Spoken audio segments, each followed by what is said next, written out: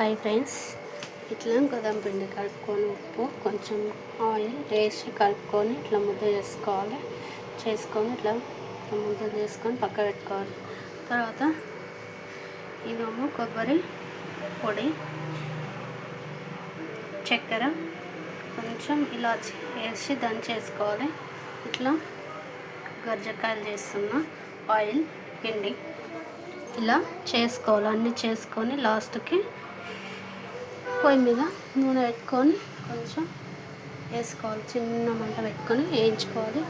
తర్వాత ఇది అయిపోయింది, పిండి అయిపోయింది. అది కజ్జికాయలది ఇప్పుడు పూరి చేసేస్తున్నాయి.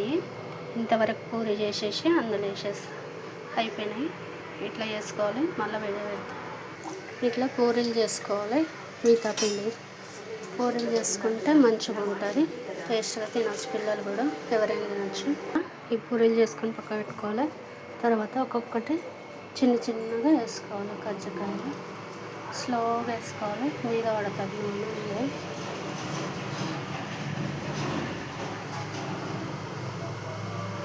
రెండు వైపులు గోల్డ్ కలర్ వచ్చేదాకా వేయించుకోవాలి.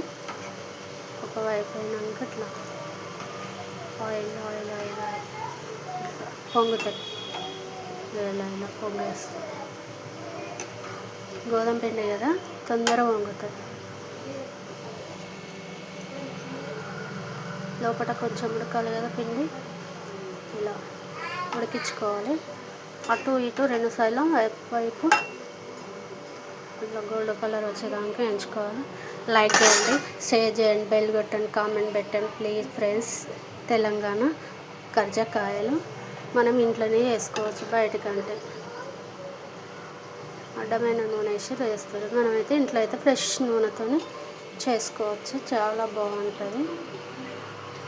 ప్లీజ్ ఫ్రెండ్స్ లైక్ చేయండి, షేర్ చేయండి, బెల్ కొట్టండి, కామెంట్ పెట్టండి ప్లీజ్ ఫ్రెండ్స్. చాలా బాగుంటుంది. కొంచెం గోల్డ్ కలర్ వచ్చేదానికి ఎంచుకోవాలి. కొంచెం మీడియం సైజే పెట్టుకోవాలి. లేకపోతే ఎక్కువ పెడితే మాడి బొగ్గు అయిపోతాయి. ఇట్లా పొంగాలి. మళ్ళీ వాయి అయిపోయినాక ఇంకొక వాయి చిన్న వేసుకోవాలి. మీద ఆయిల్ పడుతుంది. ఆయిల్ పడకుండా చిన్న వేసుకొని రెండు వైపులా కాల్చుకోవాలి. లైక్ చేయండి, షేర్ చేయండి, బెల్ కొట్టండి, కామెంట్ పెట్టండి ప్లీజ్ ఫ్రెండ్స్. తెలంగాణ గజ్జికాయలు చాలా బాగుంటుంది. కాలుతుంది ఇట్లా గోల్డ్ కలర్ వచ్చేదానికి పెంచుకోవాలి. చాలా బాగుంటుంది. మంచిగా ఉంటుంది టేస్ట్. ఒకసారి ఇలా ట్రై చేయండి. డిఫరెంట్ ఇది కొత్త వెరైటీ.